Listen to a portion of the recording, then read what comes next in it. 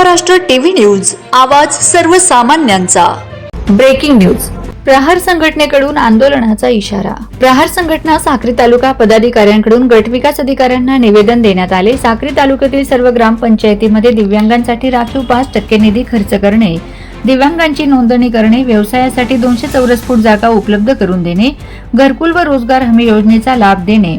साक्री तालुक्यातील सर्व ग्रामपंचायतींनी दिव्यांग बांधवांच्या कल्याणासाठी आवश्यक योजना प्रभावीपणे राबविणे अपेक्षित आहे।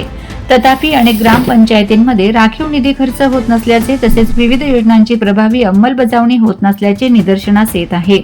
त्यामुळे या मागण्यांवर तात्काळ कारवाई करण्यात यावी।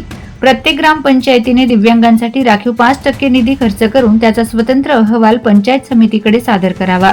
प्रत्येक ग्रामपंचायतमध्ये दिव्यांग बांधवांची संपूर्ण नोंदणी करून यादी तयार करावी। शासनाच्या धोरणानुसार पात्र दिव्यांगांना 200 चौरस फूट जागा उपलब्ध करून द्यावी। घरकुल योजनांमध्ये दिव्यांगांना प्राधान्याने लाभ देण्यात यावा। महात्मा गांधी राष्ट्रीय ग्रामीण रोजगार हमी योजनेअंतर्गत दिव्यांगांना 150 दिवस रोजगार उपलब्ध करून देण्यासाठी आवश्यक आदेश काढण्यात यावेत।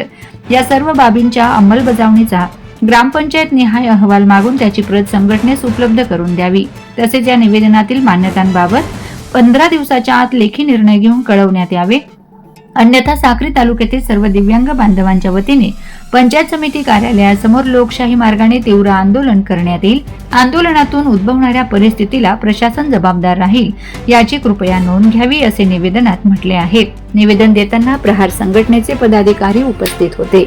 वंदे महाराष्ट्र टीव्ही मीडिया प्रतिनिधी मुकेश काकुस्ते, साक्री।